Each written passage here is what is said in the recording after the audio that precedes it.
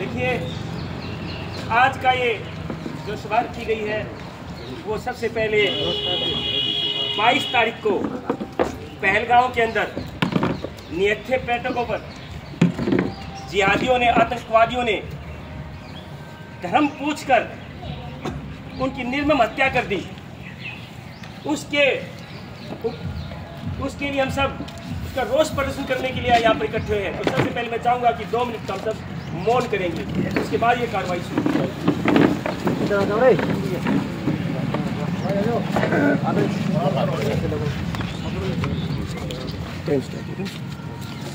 जैसे मैं ओम शांति हरि ओम।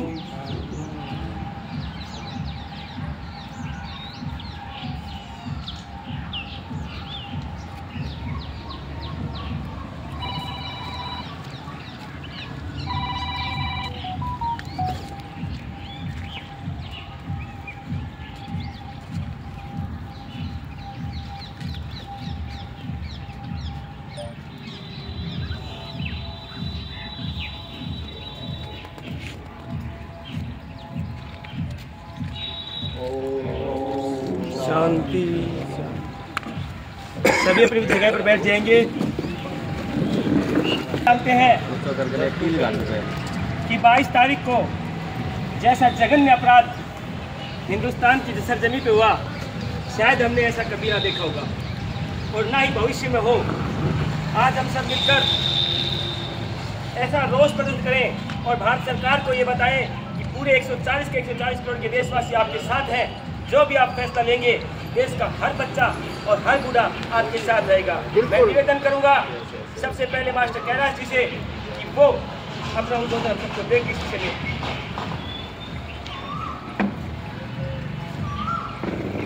आज इस दुख की घड़ी में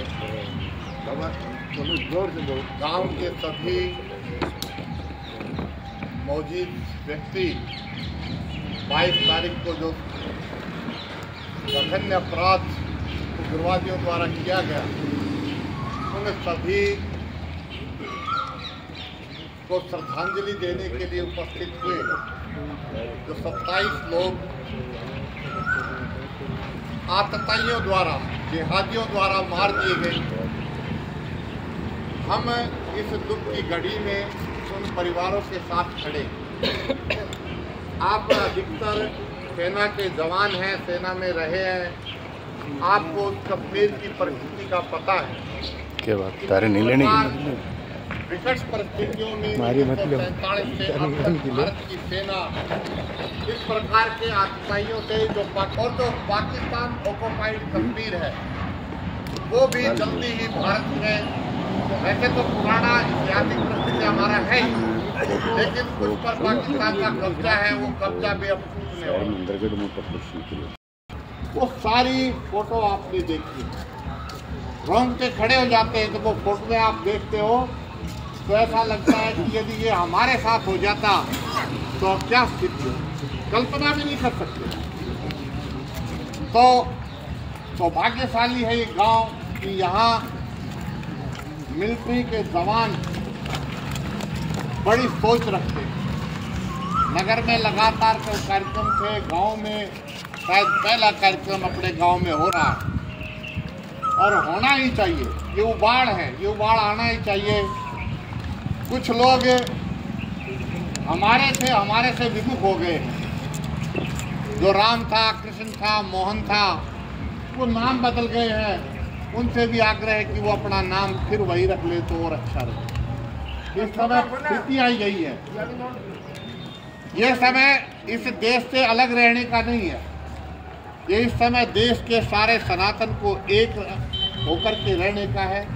हम सब एक होकर रहें। सरकार को इस बात का हम सब आश्वासन दिलाते हैं कि आने वाले समय में जब भी आवश्यकता पड़ेगी, सारा भारत का जन मन और भारत की हर एक शक्ति उनके साथ खड़ी है। लेकिन इस समय बड़ा निर्णय करना पड़ेगा। सरकार कैसी भी परिस्थिति हो हम सब झेल लेंगे, लेकिन इतना बड़ा निर्णय होना चाहिए। इजराइल ने जिस प्रकार गाजा पट्टी क्षेत्र के लिए किया है, 50,000 को मारना पड़ा तो 50,000 को मार दिया, लेकिन वो इजराइल की सेना पीछे नहीं हटी और भारत को तो उससे बड़ा निर्णय करना पड़ा। आज हम श्रद्धांजलि सभा में, तो इससे बड़ा निर्णय अपने को करना पड़ेगा और इसके लिए आप सबको भी हो सकता है समय की आवश्यकता पड़े। जिस प्रकार सेना के जवान कह रहे थे कि यदि जरूरत पड़ी तो जयवीर सिंह जी ने तो नामांकन भी करवा दिया कि हम दोबारा जाने के लिए तैयार।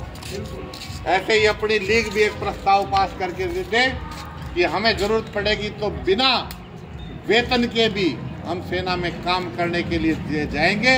आज ऐसा प्रस्ताव अपनी लीग रामकृष्ण जी साहब बैठे हैं, ऐसा प्रस्ताव करना चाहिए कि हम वहाँ पर लड़ने के लिए तैयार हैं, जहाँ आप भेजोगे हम जाने के लिए तैयार हैं। ये पहल इस गांव से होनी चाहिए। उन्हें मैं जो जिनकी शहादत हुई है, जिनके परिवारों के लाल उनसे बिछुड़ गए हैं, जिन बहनों का सिंदूर चला गया है, एक तो जवान जिसकी 18 तारीख को शादी हुई थी नरवाड़, और वो कैप्टन रैंक का अधिकारी था, उसको किस प्रकार से गोली मारी गई है। ऐसे 16 प्रांतों के लोग मरे और ये भारत की आत्मा पर हमला है।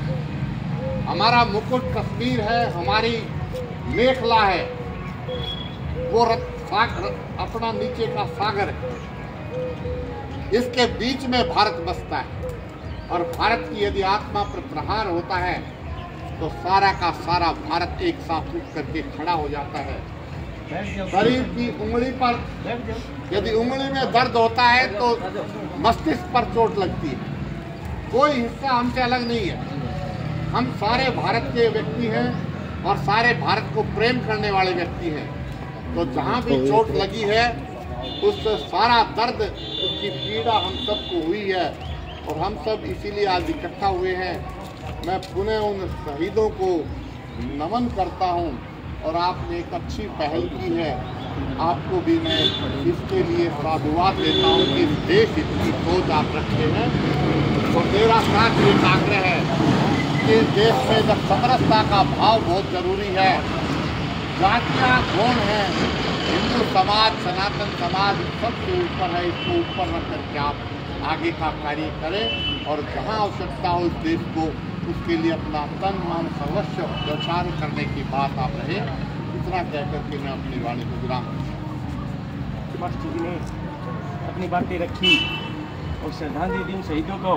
डॉक्टर हरिओम पवार की वो लाइनें आज भी याद आती हैं, इजराइल से जीना सीखो अपने ही भूखंडों पर। अब मैं निवेदन करूंगा एक्स सोल्यूशन लीग के प्रेसिडेंट सुल्तान मेजर रामचंद्र साहब से कि वो शहीदों को अपनी श्रद्धांजलि देंगे। गाँव के सभी सम्मानित और मौजूद आदमी जज्बा दिखाया कि फौजी कभी बूढ़ा नहीं होता, अगर जरूरत पड़ती है वो देश सेवा के लिए तत्पर है। डॉक्टर हरिओम पवार ने जो बातें लिखी उसमें कहा था कि ऐसा कुछ कर जाओ ये देश देखता रह जाए, ये देश नहीं भूमंडल का प्रवेश देखता रह जाए। आज वो अवसर है मोदी जी, तो आप वो कार्य करें कि पूरा वर्ल्ड देखता रह जाए। अब मैं निवेदन करूंगा कैप्टन विक्रम सिंह जी से कि वो भी श्रद्धांजलि सभा में अपने रखेंगे। आप सभी का कैप्टन विक्रम सिंह और लीग की तरफ से इस विरोध प्रदर्शन और शोक समारोह पर आपका हार्दिक स्वागत एवं अभिनंदन। मैं बताना चाहता हूं कि सबसे बड़ा अगर राष्ट्र है तो हम हैं, अगर राष्ट्र नहीं तो हम नहीं। आज़ादी की शाम होने नहीं देंगे, पूर्वजों की शहादत को बदनाम होने नहीं देंगे, पूर्वजों की शहादत को बदनाम होने नहीं देंगे जब तक गर्म लहू की बूंद जिस्म में है, जब तक गर्म लहू की बूंद जिस्म में है। भारत माँ का आंचल नीलाम होने नहीं देंगे, भारत माँ का आंचल नीलाम होने नहीं देंगे।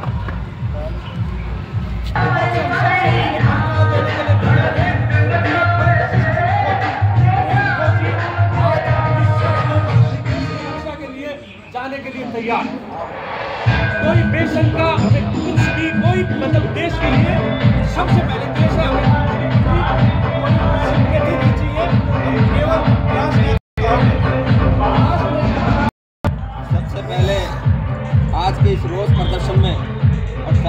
सभा में मैं आप सबका धन्यवाद करता हूं कि देखिए कि केवल सैनिक की एक रिस्पॉन्सिबिलिटी या ड्यूटी नहीं है इस देश को संभालने की या सुरक्षा देने की।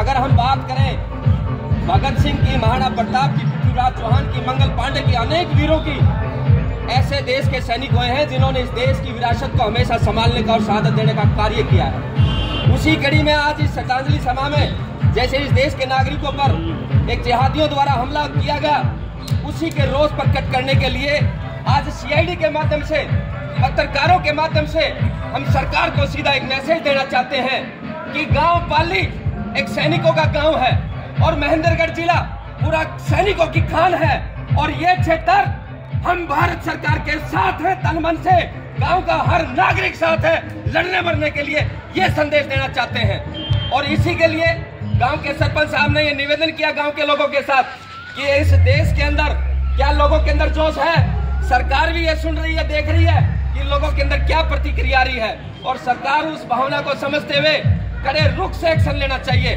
हम बड़े पीड़ित हैं, दुखी हैं, हम कब तक अपने लोगों को खोते रहेंगे। इन जिहादियों को आज एक सबक सिखाने का समय आ चुका है। मैं तो ये कहता हूँ सीधा सीधा डू एंड डाई का वार युद्ध होना चाहिए। विदेशों में इजराइल जैसा देश जिस तरीके से नसीहत सिखा रहा है इन दुष्टों को, भारत सरकार को भी ऐसा कड़ा निर्णय लेकर हमला करना चाहिए। और इसी कड़ी में मैं पूरे महेंद्रगढ़ जिले के और पाली गांव की तरफ से, हम युवाओं की तरफ से, सामाजिक लोगों की तरफ से, समाज के लोगों की तरफ से सरकार से ये निवेदन करना चाहते हैं कि आप निसंकोच होकर हमारे दुश्मनों पर अटैक कीजिए और उनको लोहा मनवाने का काम करें ताकि भविष्य में हमारे ऐसे बच्चों के साथ में, हमारे परिवारों के साथ में, हमारे देश के साथ में ऐसी घिनौनी हरकत ना हो सके। हम 140 करोड़ देशवासी कब तक इंतजार करते रहेंगे ऐसे? हम अब अपना बांध सब्र का खत्म हो चुका है। हम सरकार से यही बार बार निवेदन कर रहे हैं कि अब आपके हाथ खुले हैं और आप कोई भी आ जाए, आंच आ जाए, हम अपने बलिदान देने के लिए तैयार हैं। हम सरकार के साथ हैं। इन्हीं सब बातों के साथ बातें बहुत रखनी थी, गुस्सा भी बहुत है क्योंकि हमने अपने क्षेत्र के अनेकों वीरों को खोया है। इस मिट्टी के लिए हम शहादत देते आए हैं और देते रहेंगे, लेकिन ऐसे प्रतिबंध के लिए हमें लड़ाई लड़ने के लिए समाज के गांव के गलियारे तक जागरूक होना पड़ेगा। अभी कई घटनाएं आ रही हैं सामाजिक तरीके से। कल करनाल में देखा कि कुछ जिहादियों के परिवार से कुछ लोग हैं, उनको सबक सिखाने का काम किया। चंडीगढ़ में यूनिवर्सिटी के बच्चों के ऊपर ऐसे हरकत हुई है। आप कहते हैं कि गांव के गलियारे तक इन लोगों से सामान खरीदना बंद कर दें, सामान शहरों में लेना बंद कर दें ताकि इनको एक नसीहत लगे ये समाज सिखाने वाला है। समाज जब तक कड़ा निर्णय नहीं लेगा तो हम लोग ऐसे ही रहेंगे। मैं तो एक साथ में एक और कड़ी जोड़ना चाहता हूँ। जिस तरीके से सरकार ने अग्निवीर की योजना लागू करके इस देश में हर सैनिक बनाने का कार्य करने की एक अच्छी योजना बनाई थी, अगर उन 25-26 लोगों में मेरे ख्याल से 15 भी अग्निवीर होते तो उन 4 दुष्टों 6 दुष्टों से मुकाबला करने का प्रयास करते। तो ये अग्निवीर की भी योजना हम सैनिकों के साथ साथ समाज में जो लोग हैं उनको भी सीख लेनी चाहिए, क्योंकि हमारे पूर्वज हमेशा घर में हथियार रखते थे। वो भाई के लिए नहीं रखते थे, वो दुश्मन के लिए हथियार रखा जाता था। आज किसी घर में हथियार नहीं होता। और मैं ये निवेदन करते हुए आपसे धन्यवाद करता हूं कि आप जो भी संख्या में आए, आप बधाई के पात्र हैं। मैं पुनः ये श्रद्धांजलि देते हुए धन्यवाद करता हूं और इस प्रदर्शन में फिर से यही निवेदन करूंगा कि जोर शोर से इसी तरीके से हम देश और सरकार के साथ हैं। जय हिंद, जय भारत। पाकिस्तान मुर्दाबाद, पाकिस्तान मुर्दाबाद, मुर्दाबाद, मुर्दाबाद, मुर्दाबाद।